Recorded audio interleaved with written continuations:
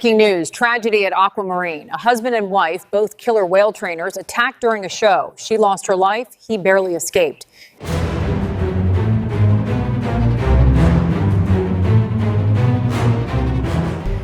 Authorities call it an accident. Witnesses call it the darkest day the stadium had ever seen. The announcement was cold, but the images that followed were searing. Thousands of families had come for wonder, only to leave carrying nightmares. They watched trust collapse into chaos, cheers turning into screams, music cutting to silence, blood rising in the water. Daniel and Elena Marquez were the pride of the park, a couple whose bond seemed unshakable. But in minutes, everything was destroyed. Love, trust, and illusion, all swallowed by the instinct of a predator that could never be tamed. This is the story of devotion shattered before a captive audience, and the haunting truth that nature always takes back its power. Do you believe killer whales should still perform for entertainment? Share your thoughts below. And if you want more untold stories like this, make sure to subscribe to the channel. You've seen the videos, the cheering crowds, the perfect smiles, the impossible tricks. But what if I told you that behind the applause, something else was waiting? On that golden afternoon at AquaMarine Stadium, the world felt safe. The sky was spotless, the sunlight so sharp, it turned the massive pool into liquid glass. Thousands packed the stands, waving to the trainers as if this were just another show, just another promise that man could master the wild. At center stage stood Daniel and Elena Marquez, the couple everyone knew. They weren't just trainers, they were symbols. A husband and wife whose bond seemed to extend beyond each other and into the ocean itself. Their story was told in glossy brochures, park commercials, smiling interviews. Love, trust, and spectacle wrapped into one. Daniel, tall and steady, radiated confidence as he gave a sharp signal toward the water. Elena, poised with a gentle smile, lifted her hand in unison. The audience erupted because they knew what came next. And then she appeared.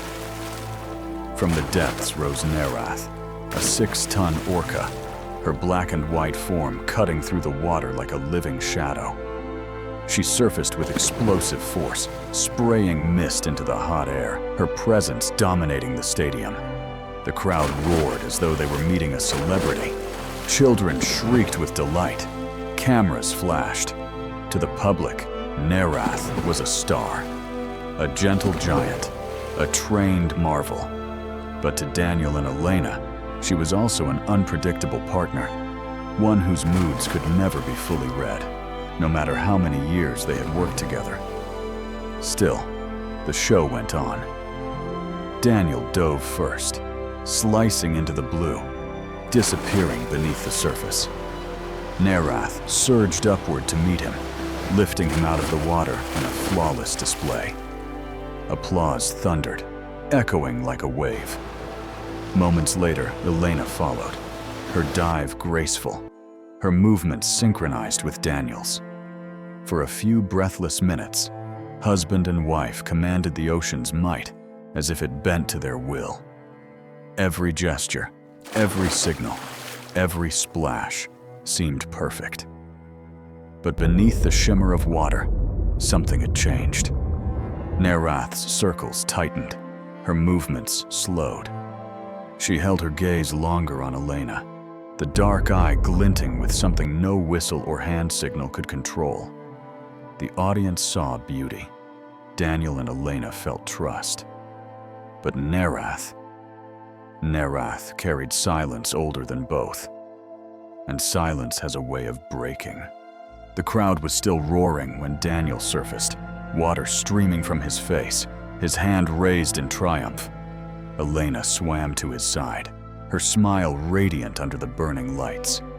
Together, they were flawless, the golden couple of AquaMarine. the dream that audiences paid to see. But dreams are fragile, and beneath the polished surface of the pool, the cracks were already forming. Nerath circled slowly, her massive body cutting wide arcs through the water. At first, it looked like part of the act, a predator's grace displayed for human applause. But Daniel noticed something subtle, something only years of experience could catch. Her pace was off. Her breaths came heavier, the sharp hiss of her blowhole louder, echoing against the walls of the stadium. Elena didn't notice. She raised her hand for the next cue, her eyes locked on the orca, as she had done thousands of times before. Nerath dove deep, the black and white shadow fading into the abyss. The music swelled, and for a moment the audience held their breath, waiting for the dramatic return. Seconds stretched, too many seconds. Daniel glanced at Elena, his gut twisting. He tapped the water with a quick, sharp signal, one they both knew meant reset. Bring her back calmly. But Nerath didn't rise. The pool shimmered, strangely still under the harsh sunlight, the silence becoming heavier than the music. Then, suddenly, she exploded upward. The orca surged from the depths, her body erupting in a spray of white foam, her tail slamming down with a thunderous crack that rattled the stage. The audience gasped, some clapping instinctively, mistaking it for part of the show. But Daniel knew the strike was not a trick. It was a warning. Water drenched the trainers, streaming down Elena's face. She forced a smile, lifting her hand again, as though willing the crowd to believe everything was under control. But her eyes flickered for a second, an unease she could not hide. Daniel swam closer, whispering urgently as the roar of the crowd masked his words. "Something's wrong. Stay sharp." Nerath's dark eye surfaced again, just above the waterline. It lingered on Elena. Too long. Predators do not stare without reason. The audience cheered, oblivious. The music pushed forward. But on the edge of the stage, trainers watching from the sidelines exchanged nervous glances. They had seen this before, the stillness before a storm, the way an orca's mood could shift like a tide. Daniel lifted his whistle, ready to call the session short. But before the sound could pierce the air, Elena moved forward, hand extended. Trust was everything. It was what had built their careers, what had made them legends. Trust or blindness. The first fracture had opened, invisible to most. And once that line cracks, nothing can hold it back. If you were in Elena's place, facing 6 tons of raw instinct staring straight at you, would you trust the years of training? Or would you get out of the water? Let me know in the comments. The pool was too quiet. Even with the music blaring, even with the crowd cheering, Daniel felt it. Something shifting beneath the surface. Nerath's body cut the water like a blade, her circles narrowing, her tail beating with restless power. Elena floated near the center, arm raised, signaling the next routine. For a heartbeat, the moment looked perfect, frozen in the glare of the afternoon sun. Then the water erupted. Nerath launched upward with terrifying force. Her jaws clamped around Elena's arm, dragging her beneath the surface in an explosion of white foam. The audience screamed, their applause dying in an instant. Daniel dove, lungs burning as he plunged into the chaos. Beneath the surface, the world was violence and shadow. Nerath's body twisted, her massive tail slicing through the water as she pulled Elena deeper. Elena thrashed, bubbles bursting from her mouth, eyes wide in shock. Daniel grabbed her free hand, pulling with all his strength, but Nerath's power was unstoppable. The orca jerked her body sideways, slamming Elena against the pool wall with a sickening crack. Blood clouded the water. The sight tore through Daniel like a blade. He struck at Nerath's side, pounding with his fists, desperate to make her release.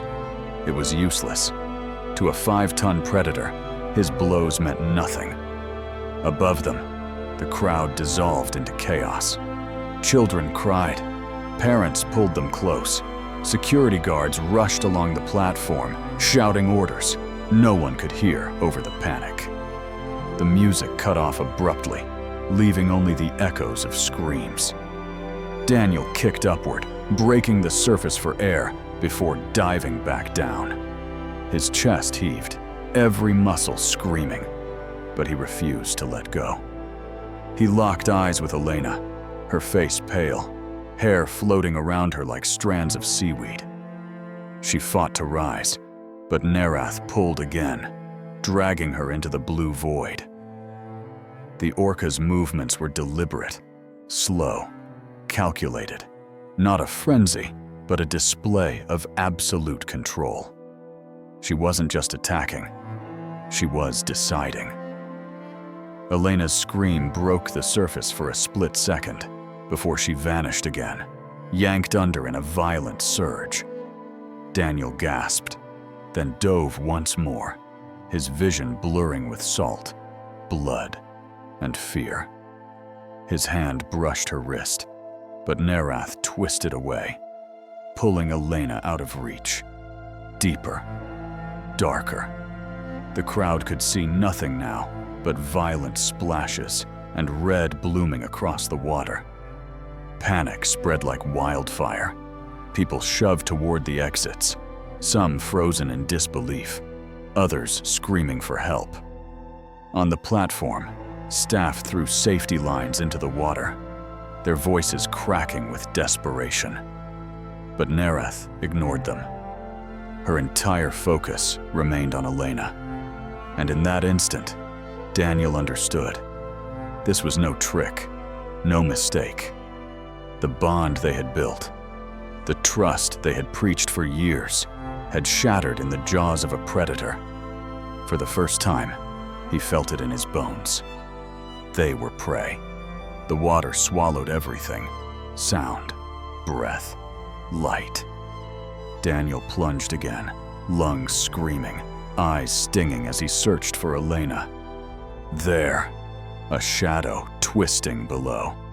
Nerath's jaws locked on her leg, dragging her deeper with effortless power.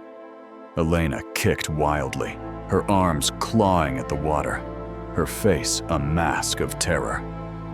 Daniel dove harder, his body slicing downward, every movement fueled by desperation. He reached her waist, clamped both arms around her, and pulled with everything he had.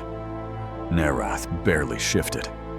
The orca's muscles rippled, her massive frame dwarfing them both.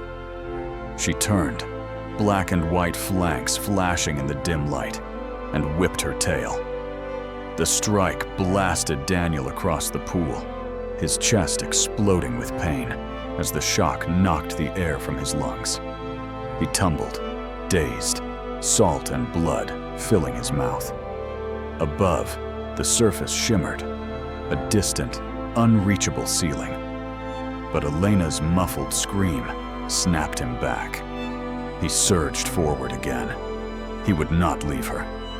Nerath twisted in a slow roll, dragging Elena past the bottom glass wall, displaying her as though to the crowd. Her body thrashed against the predator's grip, crimson spiraling upward in long ribbons.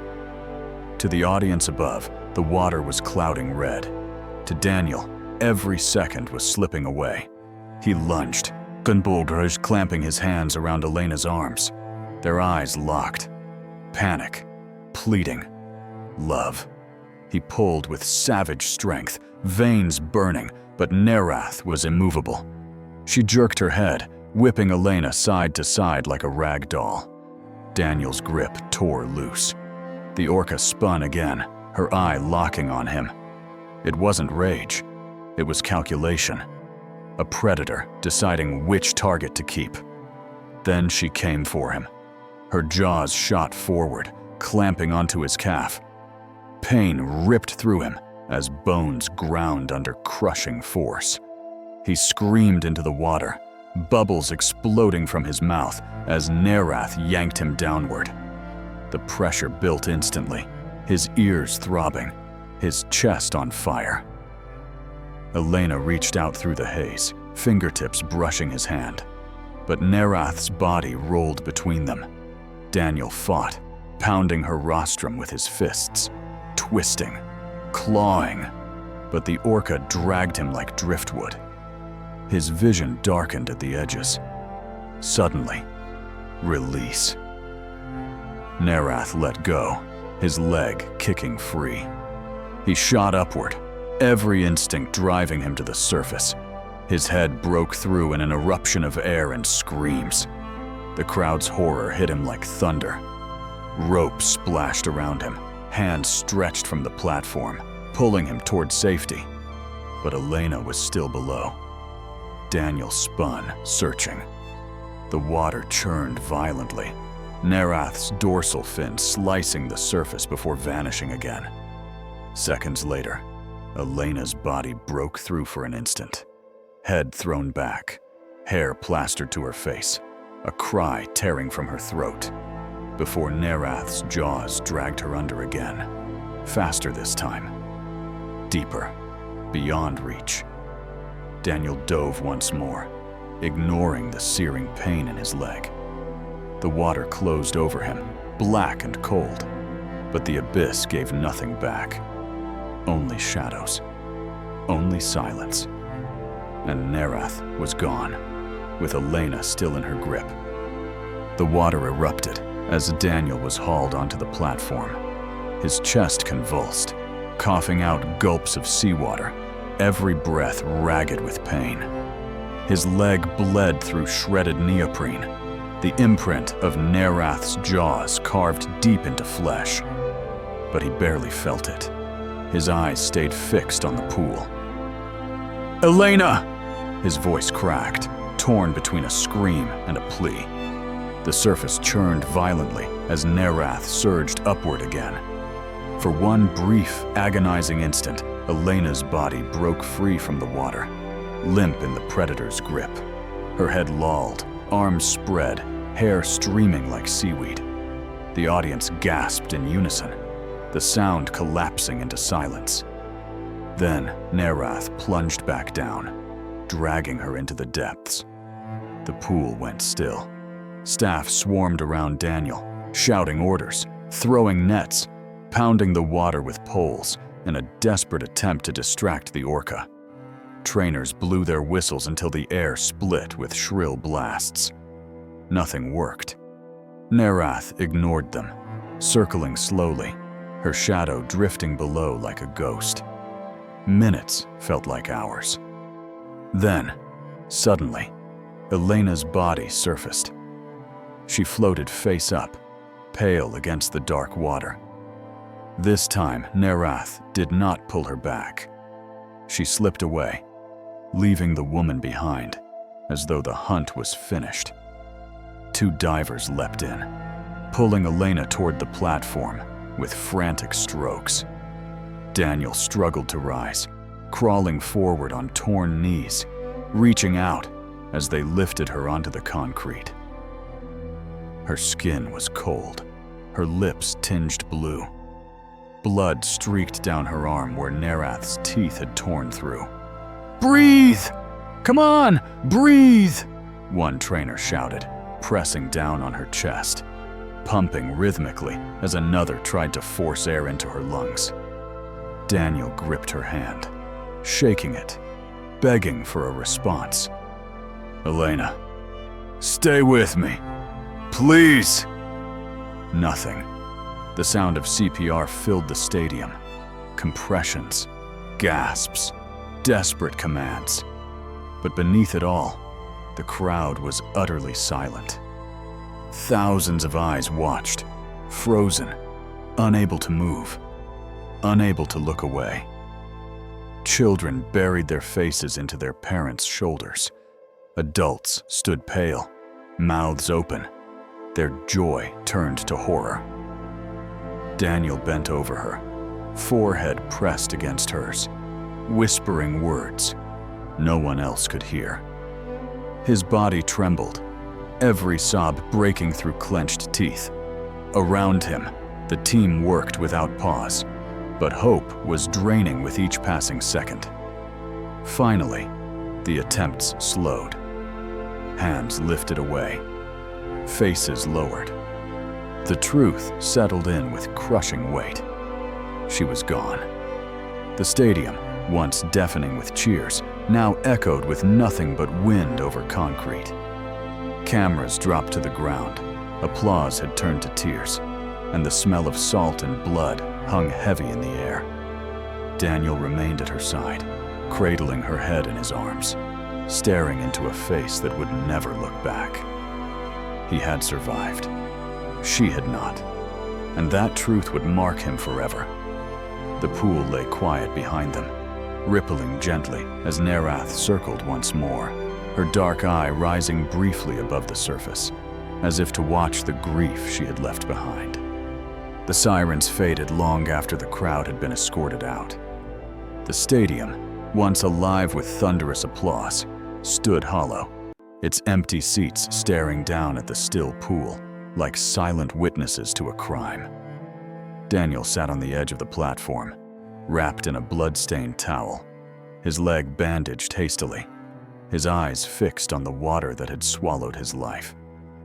Elena's body had been taken away, but her presence lingered in every ripple, every echo of the chaos that had unfolded. Around him, staff spoke in hushed tones. Officials barked orders, already piecing together the story they would feed the press. A tragic accident, unforeseeable, under investigation.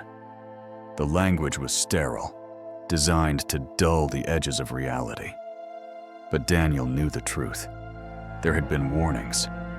Nerath's unease, the subtle signs ignored in the name of spectacle. He pressed his palms to his face, tears searing his eyes. They had spent their lives preaching about trust, about the bond between humans and orcas. And yet, in the space of minutes, that bond had shattered, revealing the brutal truth beneath. Instinct never sleeps. Outside the gates, news vans lined the streets. Headlines were already forming. Trainer killed in killer whale attack. Images of Elena's final moments would circle the world before the night was over. Strangers would mourn her, others would debate, and some would defend the very system that had placed her in Nerath's path. But for Daniel, none of it mattered.